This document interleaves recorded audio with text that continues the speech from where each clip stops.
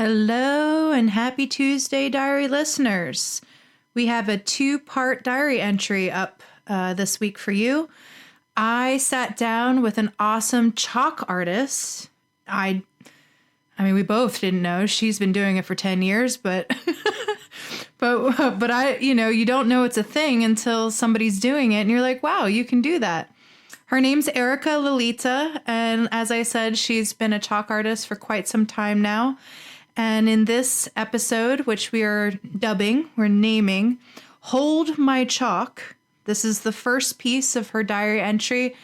We're going to talk about a lot of things, and she's basically going to discuss her personal step into this profession and what that looks like. So I hope you enjoy, listeners. I know I did. Welcome to the Apprenticeship Diaries, where raw meets refined. Let's be real, we're still working on refined. What it took, what it takes, and the stories that are made.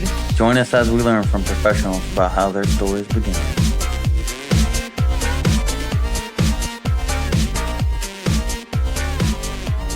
So let me announce you, since we're officially recording now. All right. And I've kept you waiting long enough, my God. No, it's all good. Confessions will come later. But diary listeners, I'm here today with Erika Lalita, and she is a professional artist of many flavors, but I've seen you mostly in street art, at least online. Yeah. Is what that I'm most known for? Yeah. Okay. Is that the majority of what you do, or? It is the majority of what I do, and I would say it's my 100% passion. Like, that's the thing for me that brings me the most joy. So I do that as often as possible. Heck yeah, man. So I'm really passionate about letting you talk about this a lot. Cause like, how do you get into that? Like how did that start? So just like anything, divine orchestration. I love Because it was pure serendipity. I had just moved back to the Buffalo area in New York. Okay. And I started a new job for me at a paint and sip studio. And one of my colleagues, it was my very first time meeting her. And she also was a pretty well-known mural artist. And she had double booked herself for something. And then this chalk festival that was an hour away. And she's like, would you fill my spot? It's $250 for the weekend. And I'm like, all right, yeah, sure. She's like, it's not actually sidewalk chalk. You can use pastels and it does the same thing. And I'm like, I connected with pastels instantly in college. And actually it's kind of crazy to like dial it back and see where the seed actually like started. Mm-hmm. And I was like, yeah, I think I can do that. And I went in completely green. So I got sunburnt to a crisp. I didn't have anything for my knees. So I was 8 hours on the pavement with like bare knees. And I was like a wreck afterwards. But I was also like so lit up by it. And this was it's kind of a very niche world that if you know about it, it's a big world. But if you don't know about it, you're like, that's surprising. And there's a whole circuit of chalk festivals around the country that all these people like me now, professional artists, travel around to kind of tick off as many states as they can, kind of a thing.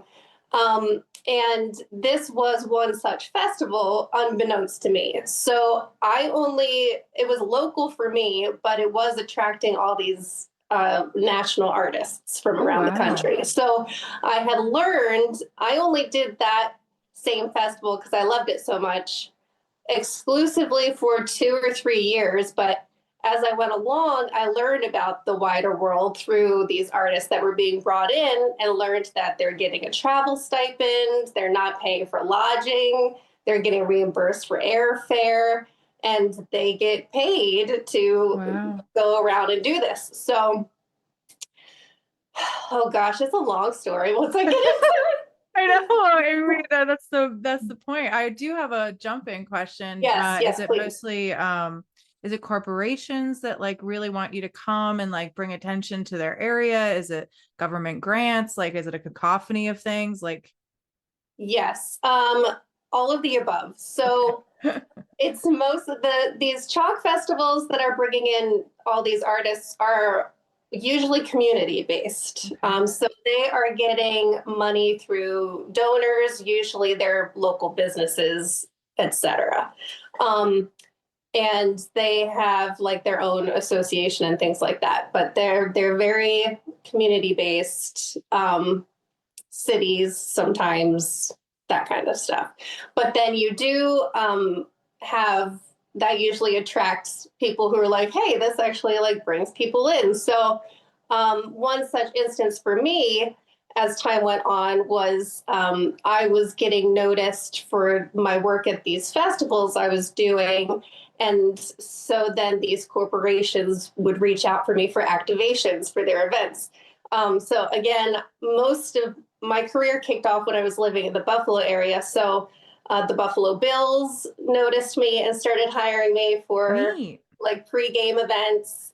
And then the Buffalo Sabres, like the sports teams caught on to me and they're like, oh, this is something where we can plug someone into. It's interactive and it's fun. So that kind of stuff. I also just, when I was first starting and wanting to get my name out there, I kind of would like cast a line in a few different places where I was like, hey, I don't need money particularly, but if I could barter an experience to Right. bring my family, I would love to do some artwork for you. And I would have some bites, like the Pennsylvania Renaissance Fair was like one of my favorites to do. I didn't get to enjoy the fair at all, but it's Your still family did. yeah, it's still one of my favorite memories actually though, because it was just like a really fun time and my son had a blast and I brought my best friend, I brought in my sister, who you know, and her Mm-hmm. boys too, and everyone got in for free Aw, and so like that kind of thing. I love all of that. So it's a good. mixture of commissions and then these festivals that offer stipends. They're usually, well, they all are really competitive and you have to apply and submit your past work and then they have a jury so that they decide, you know, who's coming in and getting the funding to do it. Yeah, I would imagine. That's really Yeah. cool. Do you remember? So I'm imagining with the commissions, there's a lot of commercial artistry to it where you have to kind of agree to what you're going to do. But Yeah. for this first time, what was that like? Did you get free reign about what you got to do at the Chalk Festival? Yeah, the very first one I did get to pick. Yep. Some festivals will have a theme, Okay. but this one did not. They and I'm not sure if they even required submission. I think the organizer wanted to know like what you were doing, but it wasn't super official. Do you So remember I what you did did? Okay, I'm sorry. I do. And I'll never forget. So my mother's favorite series of paintings was by Thomas Cole called The Voyage of Life. Have you seen it? Mm-hmm. Yes. So she would take us, my sister and I, we would take day trips to Washington, D.C. sometimes to just be tourists, but we always had to go to the Gallery of Art so that they were all in like the same kind of like little room and one was on each wall. And it's a series of four paintings and she would just, it wouldn't matter how many times she's seen them in her life, there was some visceral cathartic connection just innately happening with her in these paintings and she'd weep, like she'd read the whole thing, she'd like really immerse in them. And so I replicated those four paintings in one. So Wow. this was in a parking space is how they styled it. So I think it was like 12 feet, maybe it was like 8 to 10 feet long. And I divided, I just had the four smushed together Yeah. um, and did it that way. Um, Wow. so That's pretty epic. I wasn't able to get a lot of detail because I had to kind of condense things down to scale. But it was cool. It was an I homage. really liked it. Yeah, absolutely. Yep. I'm sure that so your sister's name is Caitlin. I'm sure that when Mhm. she saw that, she was like, "Oh my God." Yeah, my mom actually, when I sent it to her, she wasn't there in person, but she cried. I was like, Aw. okay, well, mission accomplished. It 'Cause, must have been pretty spot on. yeah, that's a pretty amazing thing. And your sister's an artist. Now, did your mom do art? She never considered herself an artist, I think, but she was a textile artist. We had goats. Um, per her request. She once she inherited her family farm, they got a couple cashmere goats that they bred, and she spun the yarn. And she had a big loom, and she was a weaver. Wow. But she also she had a keen eye too. She was fashionable. Like she definitely had aesthetics. She was an artist. She just didn't consider herself Right. that way because it wasn't like an obvious Yeah, form. it's true. I think more people are that way than not, really. That's Yeah. why I like interviewing people like you who are just like, I don't know, just I was doing this one thing and then somebody said, I can't do this. Yeah, Can you right. do it for me? Yeah, can you step on up? I'm like, I'm like, well, holy crap, this is a whole thing. yeah, yeah, yeah. It's pretty That's mind blowing. awesome. It is pretty mind-blowing. How long have you been doing it? So I think I'm on gosh, I think it was 2012 that I started. What year is it now? It's 2025, so that's about Yeah, 13 years. that can't be true. That can't be true. It might be true, but that would It be is my. true. I don't think it can be true. I don't think. I don't think it can be true. I don't think that can be true, but maybe it could. Definitely. Okay, so we'll say 10 years at least. You're like, wow. Yeah, Time flies when you're having fun, man. I think I've been professional for 10 years. So yeah, I think that does add up. Gosh, that's wild. That's That's crazy. awesome. That's Yeah. really, really cool. So I would imagine from your first time, it proved a lot of learning right away. So I'm sure you have a litany of gear that you bring with you now in preparation. I do. Yes. Well-oiled machine. And now I'm at the point where like I've figured out what works for me, that I'm stubborn and I won't I won't try anything else that's new. But what's cool is that as you're interacting with artists and they're also trying their own stuff for what works for them, is that I'm still like always learning Yeah. something new. Whether or not I take it on for myself is a different story. But I learn something new almost every festival I go to. That's awesome. How Yeah. many do you do a year? It depends. Last year, I really dialed back because I had to get a new car. And That happens. the thing about these festivals is that they pay you, but it's as a reimbursement. So unless you have the funds up front to pay for your flight, yada yada yada. So you can see where I was like, I need to hold on to everything I can this year. So anything that I could drive to with my new car is what I did last year, and I ended up actually evening out about the same amount of festivals. Quite a few are in New York. It's like when I left, because I've been in the Pittsburgh area for almost 5 years now, and it's like since I left, I'm brought up there still. Like my A name gets lot. passed around, so I'm like, sure, when I leave is when you like I get friggin' booked out here, but I say I do at least 10, I think, That's festivals party. around. Yeah, yeah.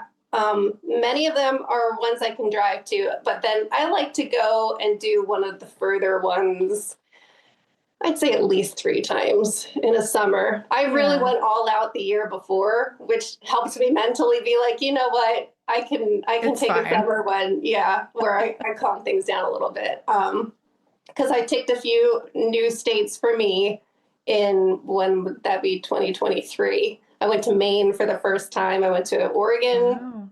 Wow. Um, and yeah, I probably won't be going that far, but there are some major ones run by, well, the chalk colleagues that do all of this. We're very much a family, and Yep. it's really cool. That So is cool. one of them, he basically heads up all the Minnesota festivals. So he's like, any time you can fit it on your schedule, consider yourself in. So I think I'm going to do maybe 2 of those. Nice. And then I always do the one in Marietta, Georgia called Chalktoberfest. Okay.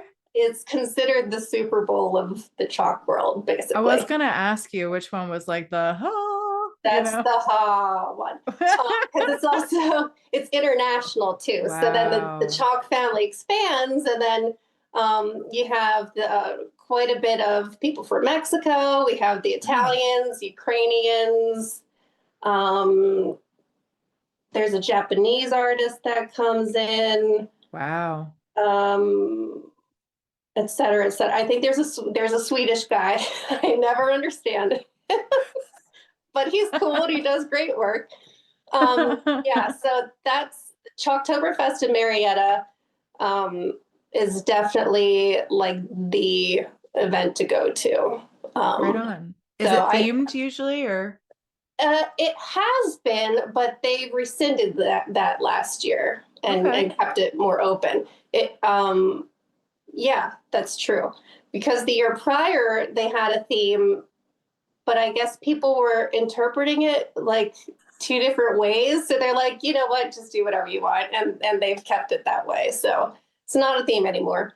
Yeah. Um, I'd like to push my skill with portraiture. Mm-hmm. And so I do a lot of characters that I've resonated with like throughout my life, or pop culture stuff, like, Yeah. whatever. Well, yeah. I mean, I think that one, you can get some really beautiful reference shots when you do that, and also it captivates other people too. You know, like Yeah, when you can hook other people in, it's something that they can recognize and something that can matter to them as well. I think that's really cool. yeah.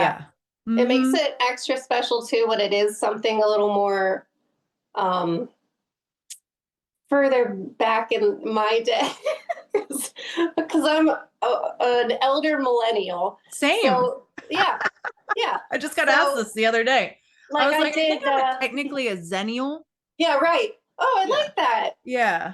Um, X beats millennial. that's right. Yeah, we're right on the cusp there. Mm-hmm. So one year I did Amelie, and not everybody knows Amelie, but the Mm-hmm. people who did sure did Yes. recognize her. And then you have that hey, Yep. hey kind of moment, and that's very special to me. It is. It's very special. And also you can introduce Yeah, your, social currency to someone else too, which is nice because, yeah, everybody thinks that they just were born and life happened. And it was like, no, no, it's been yeah, going on for a minute. yeah, yeah. Minute and a half. Have you guys ever uh recreated kind of like a scene from Mary Poppins? I just had to throw this in there. I know. No, I don't think anyone has recreated. They've made Mary Poppins, but I Yeah. haven't. But I haven't seen anyone like do the whole setup like that. No. That'd be really fun if like even if Disney sponsored it or something, like, Mhm. like invited everybody to the park and just had you guys all line up and do like That's a a number. whole other thing. They do have Artful Epcot, and Okay. there are there's a string of Chalk family members that go down every year to do Artful at Epcot, and they're smaller scale paintings, and it has, I don't know why they haven't made the Poppins connection to Yeah. that. But Maybe they will now that I said it. yeah, they just kind of make it their own thing though. So I think originally it started out as recreating old masterworks and then doing like Disney characters in there too. Yeah. But this year I noticed it's a lot more open-ended, but it has to be on theme. So there's a lot of adventures and that kind of stuff. Yeah. Do you I'm not a Disney person, so it's not really my cup of tea, but I think just I wouldn't theme it more than just Mary Poppins, like more of the if I were to be given license over this organization of things that I just put out there. If Disney was like, you know what, we're gonna get you to do it. I think for me, it would just be like, you know, how they had like the chalk like frames on the ground and stuff like that in Mary Poppins. Yeah. I think it would be more like open it up to you artists, like pretty much, you know, whatever character you wanted to explore, or, you know, a Disney movie. I mean, it could run because there's been so many Disney movies that are not even animated. I know. But just let it be open, or like, you know, you pick a character, but you interpret it, whatever, and leave it open for you guys in a sense, but have like a whole like thematic dance performance that went along with it as you guys worked. Heck yeah. I think that would be really fun. Chimney. Yeah, exactly. And, you know, like have like, you know, they're like multiple dancers get in there, make it multidisciplinary, musicians and stuff. I think it would be really, really cool. And then take pictures afterwards. I mean, why haven't they done it? I don't know. But, you know, as a member of the community, I think you could write them and be like, hey, you know what you haven't done yet? Yeah, right. that if you're going to keep recreating everything. You know, yeah, let's snazz it up do this. Yeah. This could bring a lot to your park. What are I guess what are some of the things that you have to consider, or what are some of the things that like when you're going to a place that you really have to be aware of in general, because you're out there, you're out in the street. Yeah, you are. And so there are lots of different factors. Okay. I geek out about this stuff. So here we go. Okay. So you want to look at the weather forecast going into it. Sometimes you have to pick up a backup piece in case you know that you're only going to. Sometimes, so most of these festivals, they're 2-day weekend. Like you get 2 full days. Nice. So if you know that you're going to get rained out one day, or that maybe you're only going to have 4 hours of work to do, then you might have a backup of a more simple piece that you can get mostly finished in that time, that you know will mostly look good within a shorter amount of time. Not everybody does that, but I do. That's wise. So, and then Minnesota's always windy. So I'll change up. I have 3 different types of pastels to use. One is, here are all my secrets. Okay, cool. Here's my favorite, and actually a favorite amongst the chalk world. I don't know the official lore, but I've heard that this company is made by a former chalk artist, street artist, and he just now makes his own pastels for whatever, and they happen to be the best for street art. It's true. It's called Mount Vision Pastels. Okay. They're $4.50 a stick, and they're like lipstick sized. Nice. Okay. The nice thing about them, they're not cheap. I think I have at least $1,000. I was like, she's gonna come off her intel, but it ain't gonna be accessible to the average person. It's an investment for sure. And I think I have averaged out that each piece costs me $75. And I'm working within like a 10-foot range. Mm-hmm. So the Mount Vision pastels are very, very soft. So a lot of people don't like to use them because if you have any amount of wind, it's going to move on True. you. True. So my method of madness though works pretty well.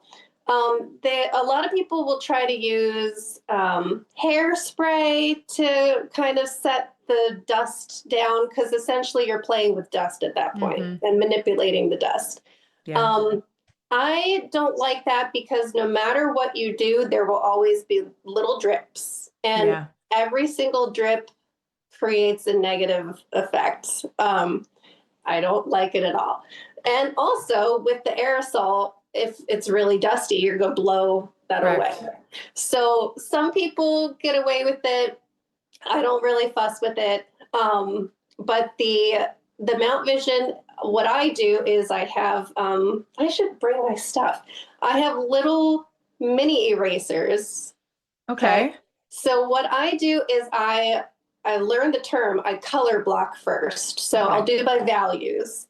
So I'll say, okay, I will do all of my highlights. I work, usually it's a figure. So I work from the head down. Okay. That works well. So that way you can move down your actual piece. Exactly. Not smudge. And then I can move around it, and then I can go on the outside perimeter to fill in the hair and the background and stuff. No problem. Makes sense. So these little mini erasers, I'll color block my values and my colors and just how my brain works to create skin tones and what needs to blend with what. So I will blend it with the mini eraser. This is where it really kicks up the dust, right? Yeah. So then I will go over with my hand, my bare hand, and kind of pat it down. I'll smooth it into the surface. Concrete is the best. Okay. Love a good new pale concrete. It makes sense. It's the absolute grooviest. Yeah. Asphalt, not so much. Now, asphalt is not as fun. But to rewind, actually, I always prefer anybody that doesn't let you do it, somebody needs to talk to them. So what you do is you put a tempera base down first. You can do, and many artists actually do full tempera paintings now, with some controversy from onlookers. They're like, that's not chalk. But whatever. It's fast. But I just do a black base because it helps to seal in any imperfections. It also makes a little tackiness to the surface so that the dust has a place to grip. And when you smudge it in, it really fixes it. Holds. Yeah, exactly. So I'm blending, I'm smoothing with my hand. And then if I have the time and I want to do a fully rendered masterpiece, I will do that whole method to do the face of just the Mount Vision and the blending and the sealing it in with my hand. And that's usually good enough. Yeah. So if I get rained out at that point, whatever, my pictures are okay. Yeah. But given the time, and if I know I have a perfect weekend, perfect conditions, no wind, nothing's going to happen, then I go back over that softer pastel base with a harder pastel called New Pastel. It's a Prismacolor product. Okay. Yep. And this is actually the one that I learned about in college. So it's a thinner stick, like a French fry. Yeah. Like a shoestring French fry. And it's harder. So I'll start cross hatching so then I can really start layering color over top. And I've only seen a handful of artists do this method. Yeah. But it's how I learned in figure drawing in college. So then you can really tone things down. So I had maybe a whole year or two where I did the Verdaccio layer first. Do you know about Verdaccio layer? No, please talk about it. I wasn't sure if in tattoo work, do you know about using green tones for the base of skin tones? I know about that just with color theory. That was just, but I didn't know what it was called. It's the Italians call it the Verdaccio layer. Okay, So cool. I'm glad to learn something. It takes a lot yeah, for me to you start nowadays. out with your green values. So it's your whites, yellows, and greens. And so you do the entire valuation of the face in that gradient of colors first. And then you overlap with like your pinks, your reds, and it just blends I'm perfectly. laughing. I'm laughing Because I'm such a I'm geek. so sorry. I'm thinking about, because I did it. I didn't know what it was called, Okay. but I did. So I did this big mural over top of this. It was an oiled, it was an old Yes. house and it had oil based paint. And so I Okay. had to do an oil painting. Plus it was above a bathtub. So it needed to have something that would repel water. Absolutely. So I'm doing it above it, and it's that classic picture of the little girl fairy being kissed by like the boy Cupid, and it's like on checks and stuff. Yes. Like yes. that classic one, but it's like a zoom in of their faces. Okay. And I was doing just that, like I was blocking it in real quick, and I was putting all these greens and stuff like this. The owner of the house walked in, and she was like, I could just see the panic. Yeah. And she was like, do you want anything to drink? And I was like, no, I'm good. Are you feeling well? I saw her dehydration. And then like, that's so funny. She came back in after I started adding more, and like, you know, like you do, you blend it and stuff. And then she was like, oh, and I said, don't think I didn't catch your face when you walked in. She goes, well, I just figured it was paint. I'll paint over it. She was real cool though. That's so funny. No, it's that's exactly it. Actually, oils are very similar to the pastels because for that reason, you have the blending aspect, but then once it dries, you can layer over top of it. So it's basically the same thing. So yeah, the Verdaccio layer, it's cool and all, but I also was getting that feedback like when I called it the Frankenstein phase. So like kids would go by and they're like, why are they green? Oh, it's a zombie. Oh. I'm like, oh my gosh, I need some color in the stat. But the main reason why I discontinued doing the Verdaccio is that if there is wind, all of my top layers are not affixed to the tempera to the bottom. So the dust that was going are all of the extra layers on top of the Verdaccio. Got you. So like I'd still have some of the color, but a lot of it would fade and they would look like sickly. So I don't do that anymore. Yeah. That makes sense. So what I've done is kind of reverse that so that I get what you see to the eye mostly as the softer base, and then I'll cross hatch the greens over top of it. That makes sense.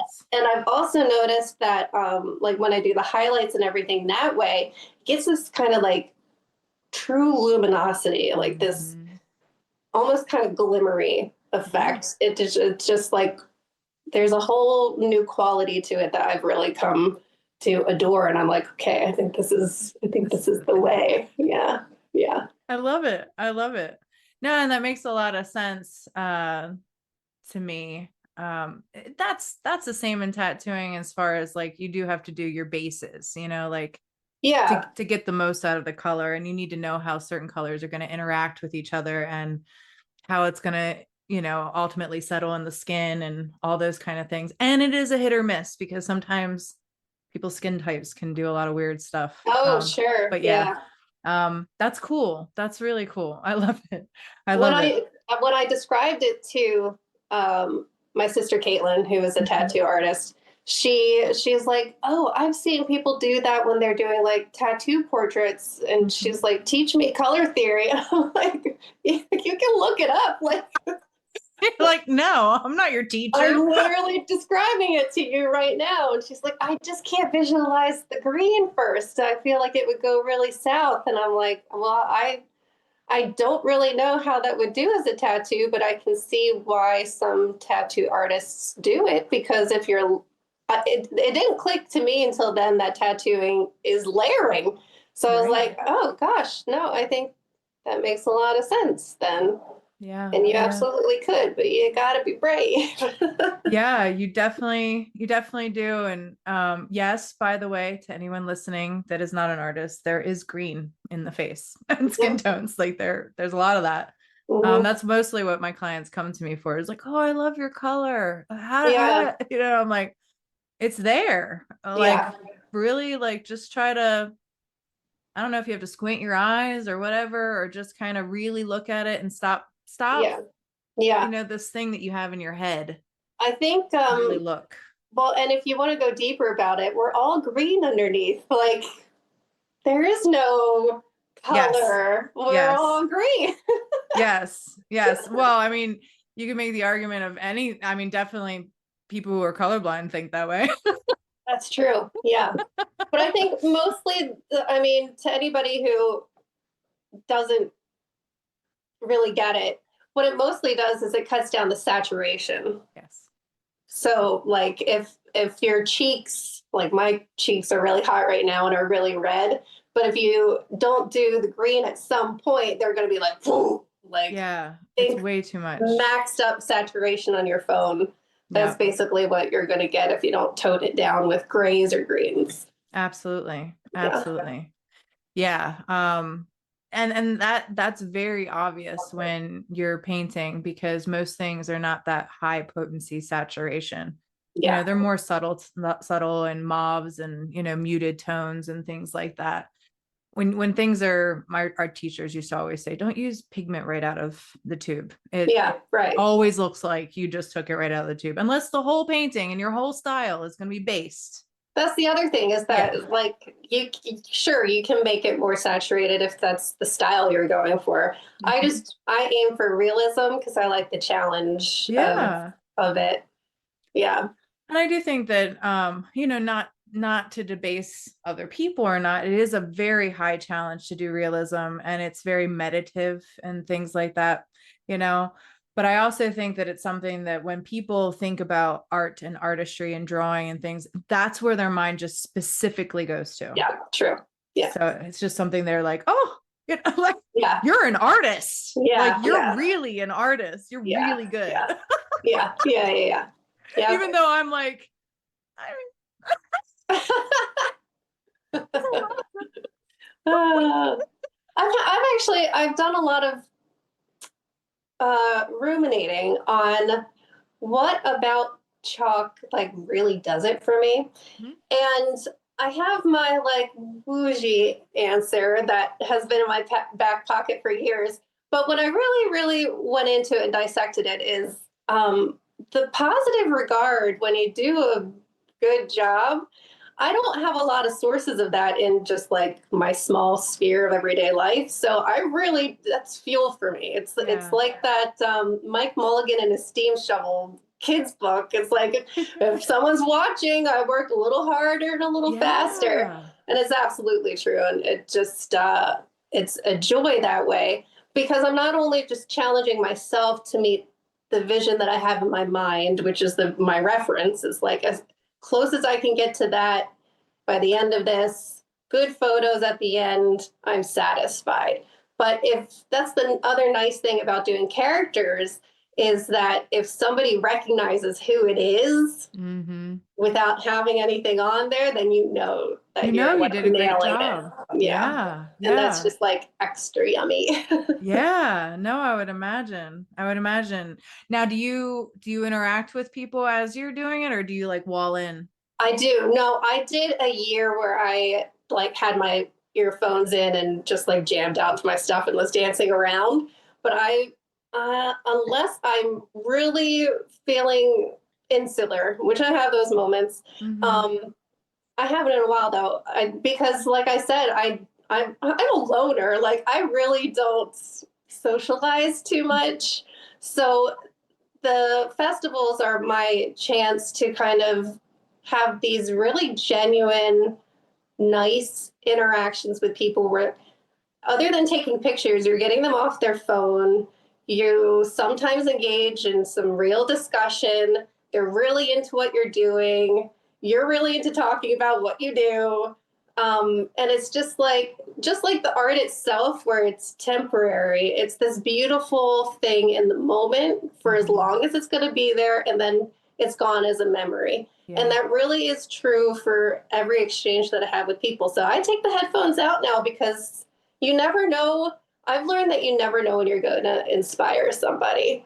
And the kids especially, because this is something that, again, I didn't know about until I fell into it when I was 30 some years old. So if I can plant that seed sooner in somebody and inspire the next generation, like, this is something that I make almost half my income doing that, and it's passion work. So Right. if I can kind of seed that into somebody early on, I think that's pretty awesome. Yeah. So I don't shut myself off anymore. I'm like, fire away. I know my speed. I'm actually notoriously fast in what I do. So I don't sweat not being able to catch up or get it done or whatever. So I allow the time from like fire away. Ask me That's what you great. want. Yeah. That's awesome. I love that. I love that.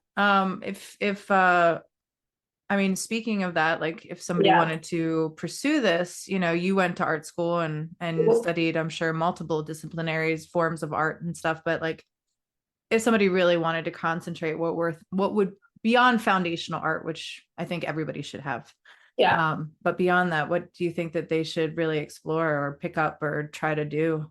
Figure drawing class. Yeah. Like, no matter what. That actually was, I went to school first for psychology. I had a really bad experience in high school with my art teacher that like Aw, turned me off completely. I know, it was horrible. that's It turned me off. horrible. It's horrible. He got his karma. It's okay. Good. But midway through, I had a geography teacher who was married to somebody in the art department. She's like, give it a shot. It's a really good staff, and everybody is very supportive. And I did what I sometimes do, just completely took the jump. And I kept psychology as a major, but then I also picked up art as a major. Mhm. And my first class that I was scheduled was figure drawing class, and it was a mistake because I was supposed to have two drawing prerequisites to be in this class, but no, I was thrown right in there. And I didn't say anything. I was just like, you know what? It actually it powered me up to like, okay, I'm gonna do like I got to do Yeah. this. And uh, like I said, that's the class where I discovered. So we basically started by doing a different medium with Mhm. each unit as Right. and then the poses would get longer. And once we happened on pastel, something magical happened where like I got it, and I was making my best work and some of the best work of the class. I'm going to say that without an ego.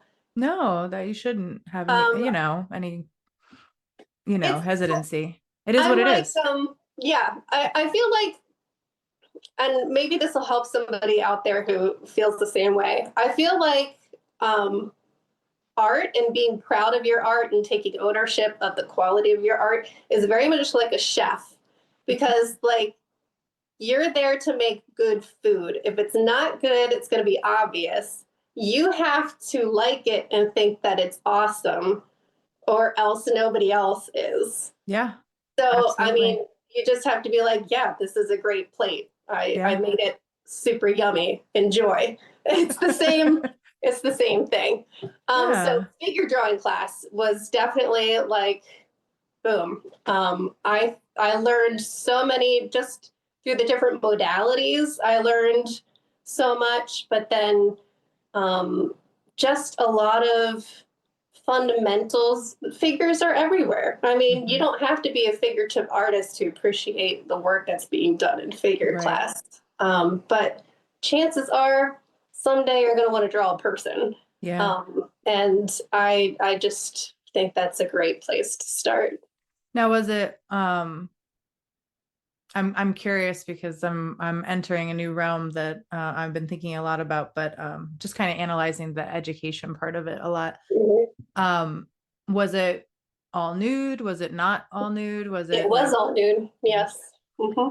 I do like nude figure drawing just because I feel like I don't, it does something else too, but I'm looking at it from I'm trying to look at it from more than just the artist standpoint. I've actually been a nude model myself.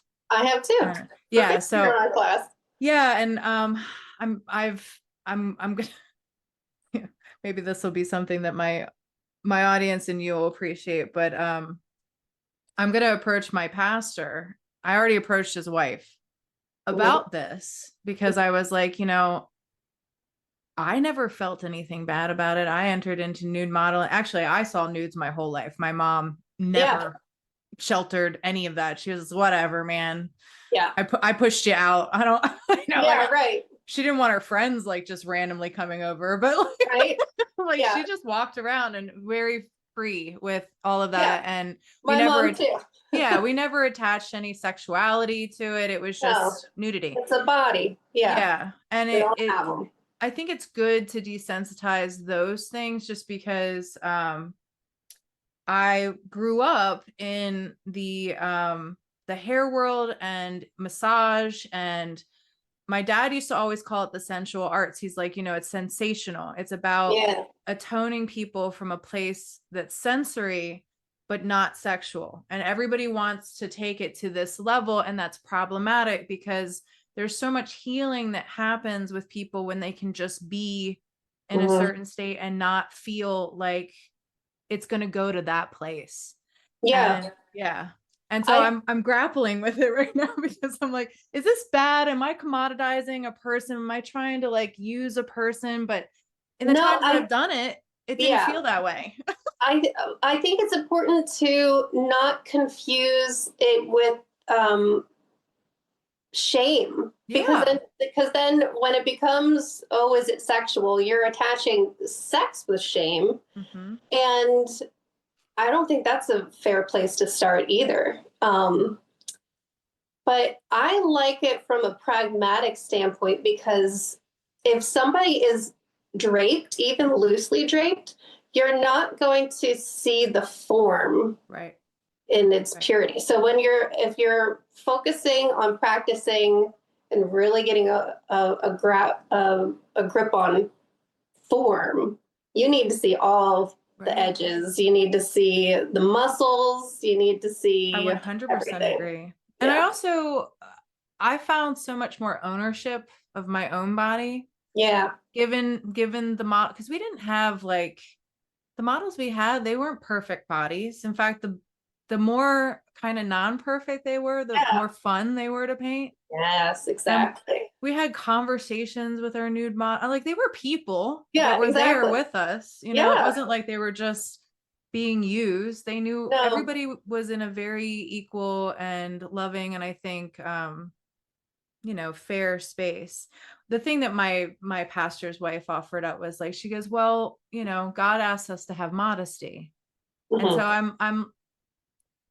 I think about that, and I think that that's more a rule of how we present ourselves. Mhm. When it comes to art, I feel like art is meant to trick ideas Yeah. that are not about modesty, that are about thinking beyond, and being challenged. So I'm still wrestling with it. I haven't heard from my pastor yet, but Yeah. you've helped me a little bit with it, and I love that you threw Good. that out there because it kind of, I've been praying about it honestly, Yeah. Yeah. and Yeah. asking God, and I count you as a message with that. So I do think it's very essential. I'll follow it up by saying one more thing, in relation to this, and that is, I when I think nude and detach that from everything, I go towards old master paintings. Yeah. And you either have nudes where they are completely relaxed, like they're comfortable in their own skin. Mhm. I feel like that's modest, Yeah. because they're, like you said, it's about how you're sharing. And in that art, in that scene, maybe they're not sharing. They're just in their own space and enjoying what God gave them. Yeah. And then you have the representations where they are either allegories of the sexual nature, but usually it's like distress or shame or some other act like that. So I think it's really interesting to see the dichotomy presented by the masters and how that is still kind of ingrained with how we visualize nudes just kind of in general, or nudity in general. Yeah. It's like it's up to you to figure out where the comfort is and how the discomfort is affecting you and why. Right. And then you can really delve into more around that. Yeah. Has anybody, I'm just curious because we're kind of going on this thread, but has anybody been brazen enough to invoke a nude figure, out in the public on a sidewalk, like even classically? Or is that just like we don't do that? And in our family Facebook group, we have put it out there. We're like, can we have a festival where we can do nudes? But it's like one of the number one rules. There's no politics, no nudity, no, like you can't put out messages of any kind. Those are actually the two top ones. It has to be family friendly and, universally accepted. Exactly. Yeah. Which is interesting because you never know. You're like, I know. You pick some character for some movie that you really love, and it means something else to some other person, and you're What's like, oh scary God. these days is that you'll do like a character or an actor that's been canceled, and you're like, okay, that never happened. Good thing it's impermanent. Right. Exactly. How long can they last? So if you're doing a piece in just tempera, that actually it's another reason why a lot of artists do that now. It withstands months of weathering. I would imagine. And it'll fade over time, but I'll come back to places where I have my base and like all of the chalk will have worn off, but my base will still be visible. After a year. Wow. So tempera definitely has lasting power. The highly pigmented chalks like the Mount Vision does have some staying power, but again, as soon as your top layers of dust are gone, it's never going to be as clear. So a ghost of the image will be there. Like think of a chalkboard eraser. You write something, you wipe it, you can kind of see it. Yeah. It's the same kind of thing. And that'll be like couple weeks maybe. Oh, that's pretty good. Yeah. That's pretty good. Yeah, but fresh is best for sure.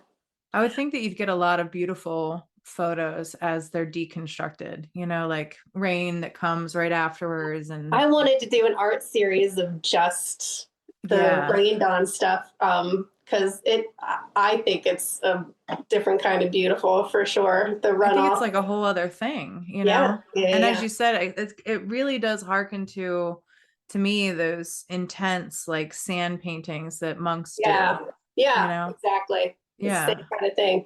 Because I do find it very meditative. As it's therapy for me, really. It's forcing you to stay in the moment for as long as you do it.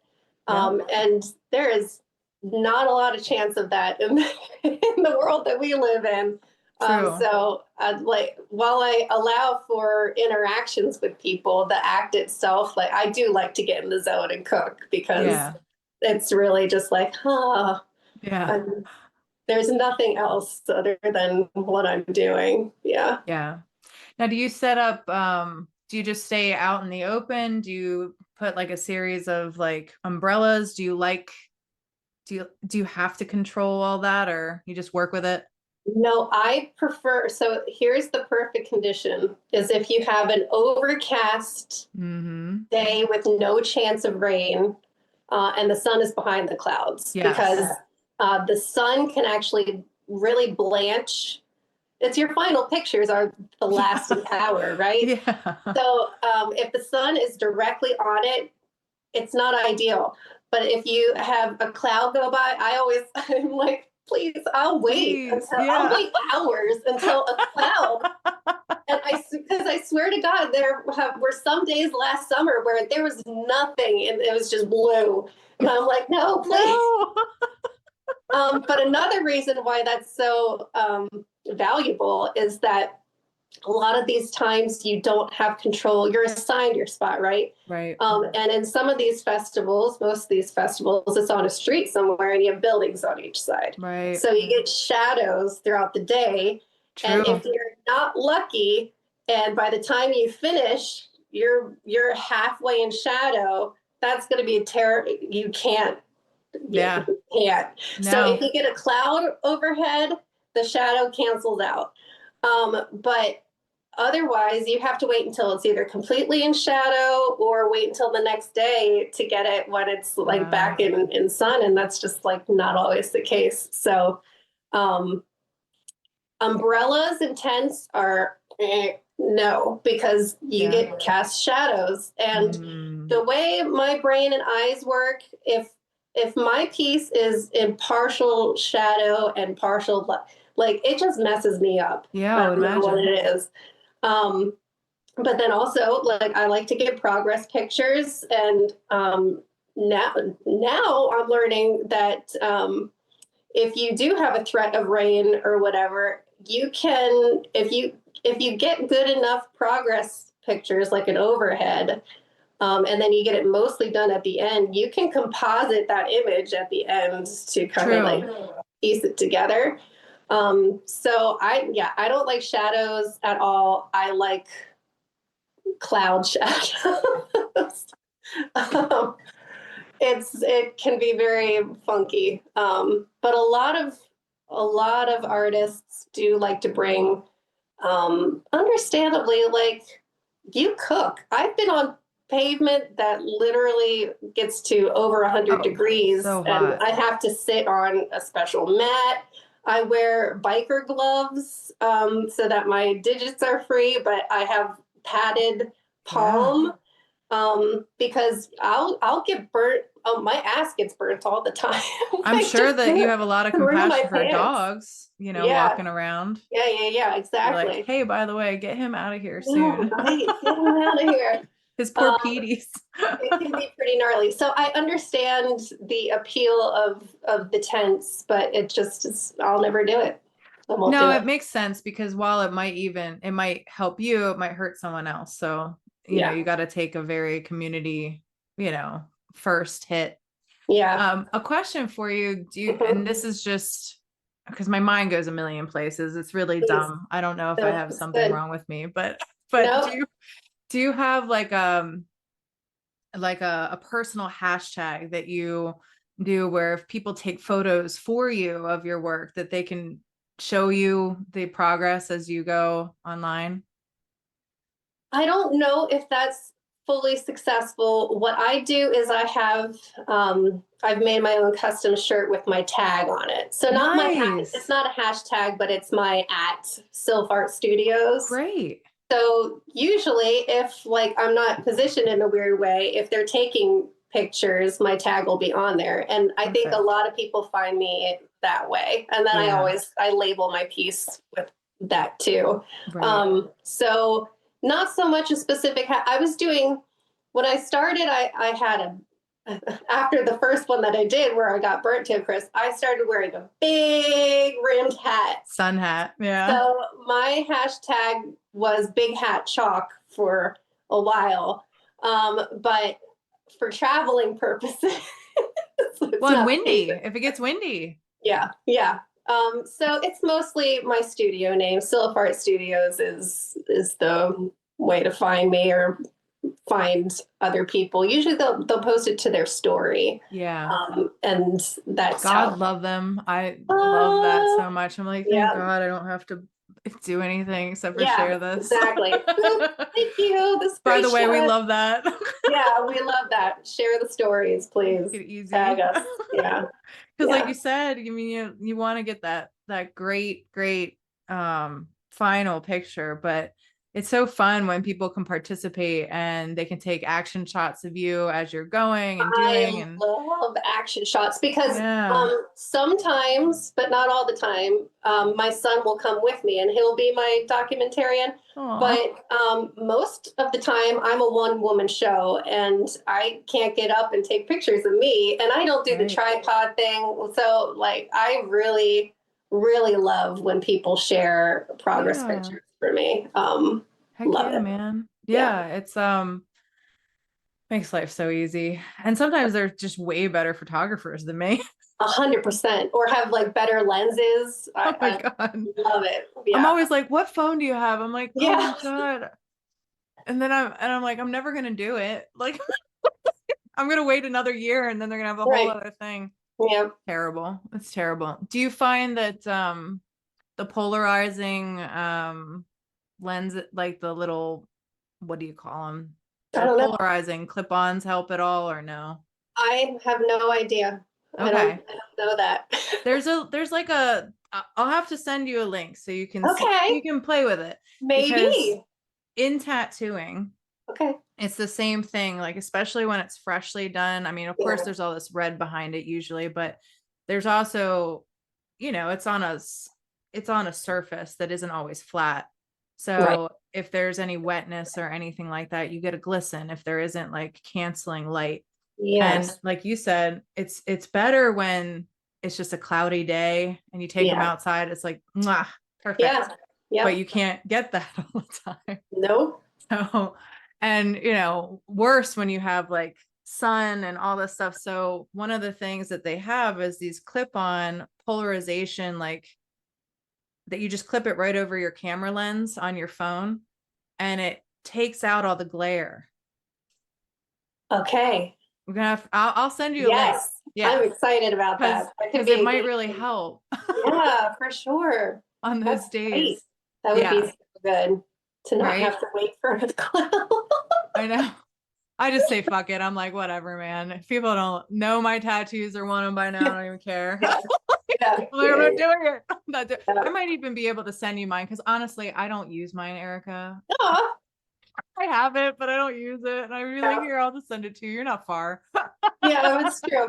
As long as it's getting use and you can play with it and say, no, I no, this would won't play work. with it. Yeah. Is it universal for any phone I or? think so. I mean, I don't know if I'm not sure. It's like this big. It's like let's see. I'd say it's like a inch and 3/4, inch and a half at most, or at least. Does it stick on? Because Yeah, it just clips over. But the problem is those, like some of the phones now have like 3 lenses yeah. that they comprise to make one photo. So they're like way above what I've ever had. Okay. So I I've think I all, have two. I think I have two lenses on. yeah, well, it might still fit. Okay. But I'm not sure. So you'd have to like play with it and just you have to kind of fit it over those two. As long as those two are like covered with it, you should be able to.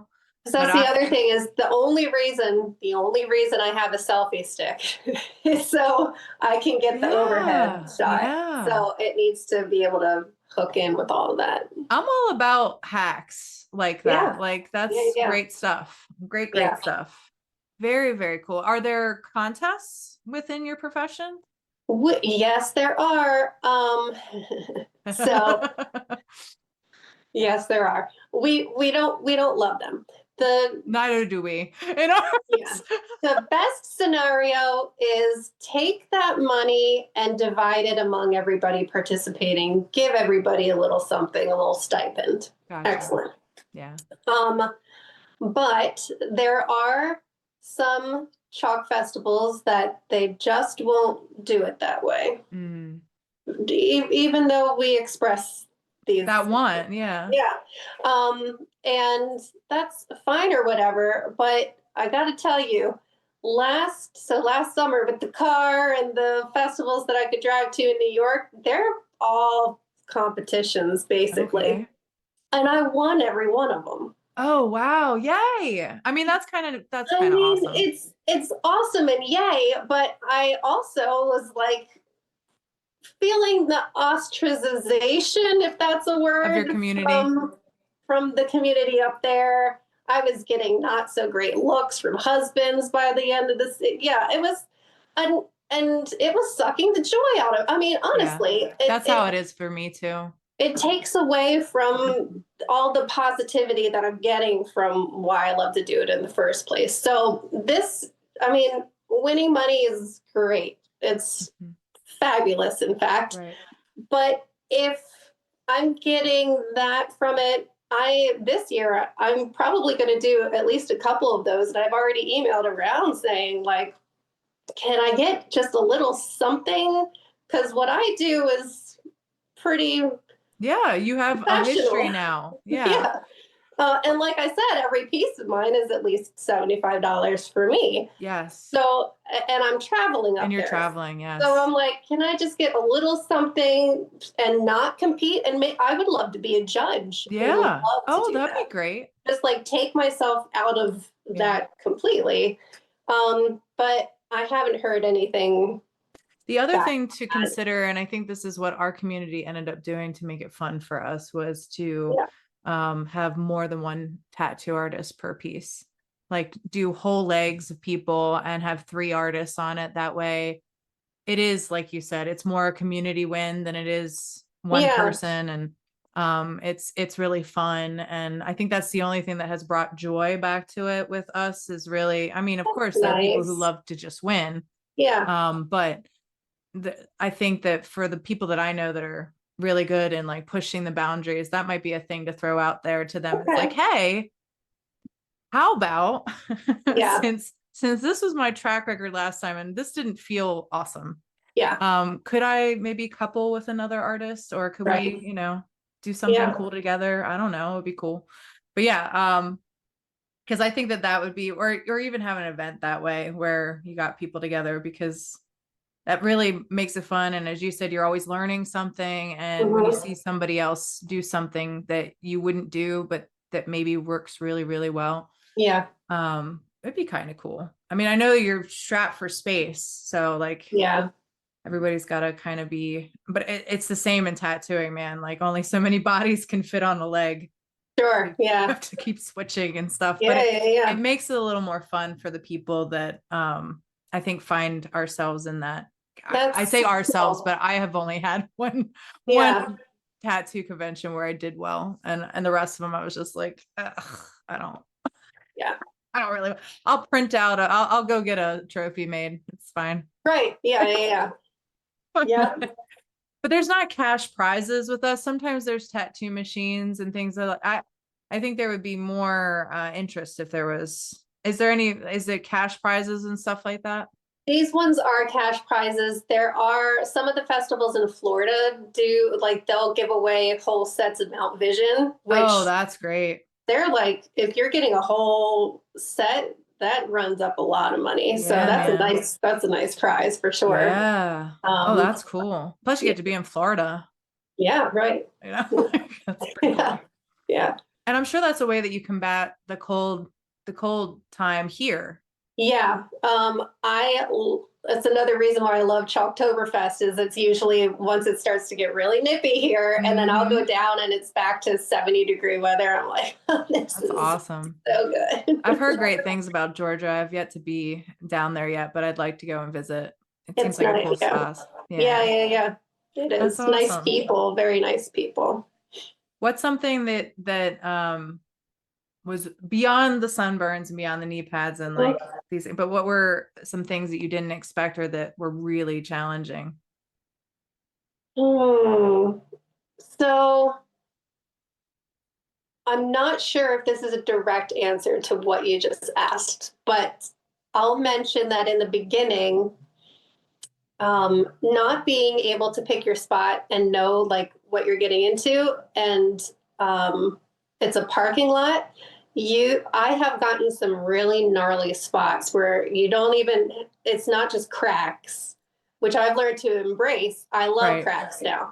Yeah. But back in the day, I'd request a new spot if there were cracks, or oil spots are the baddest of the bad. I would imagine. And it's, and back then it was no tempera. So the other nice thing about the tempera base is that if you do it enough times, it'll seal that in to an extent. Sometimes it still seeps through, but it's like your only hope against oil spots. Otherwise, like, there's no point.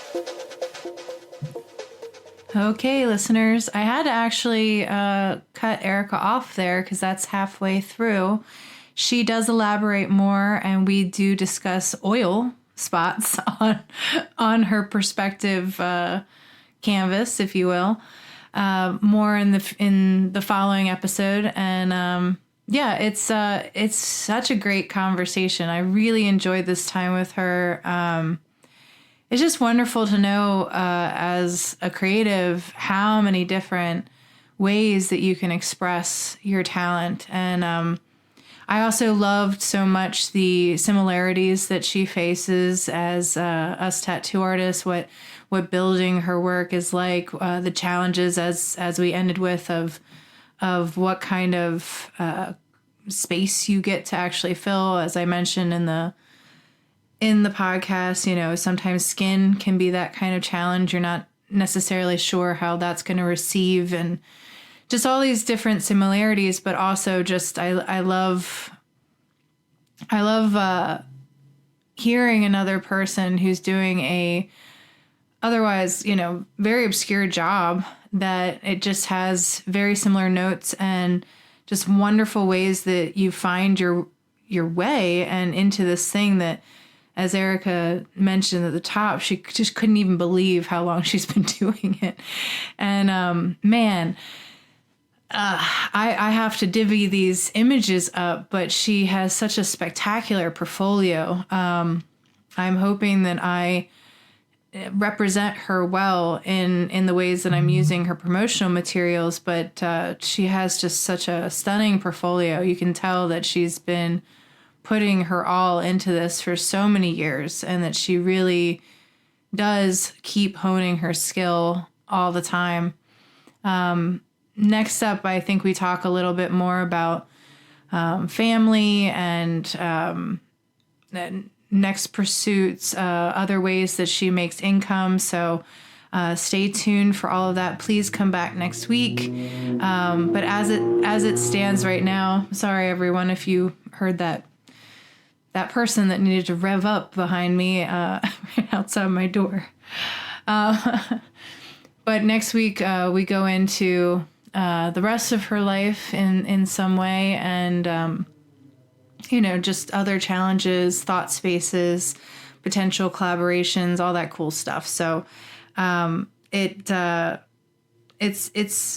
it's quite a cool thing. And as we talked about, her sister Caitlin is also a tattoo artist. I would love to get her on at some point. I've been meaning to meet her for a very long time, but this was such a cool diary entry for me because it was kind of personal in some ways, to get to meet Caitlin's family beyond her and beyond what she's already offered up. In the beginning, she was, I think, one of my number one fans.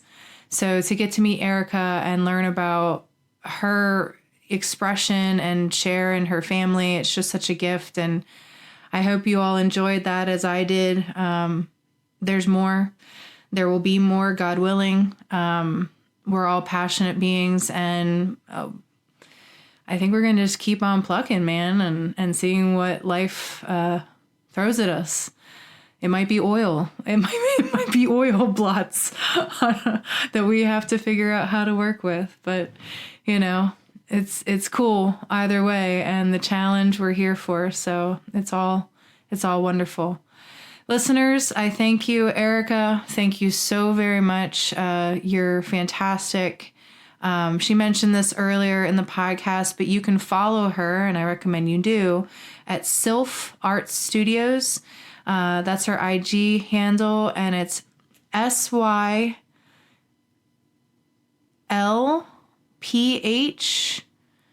Arts Studio. And I do believe that I spelt that correctly. Yeah.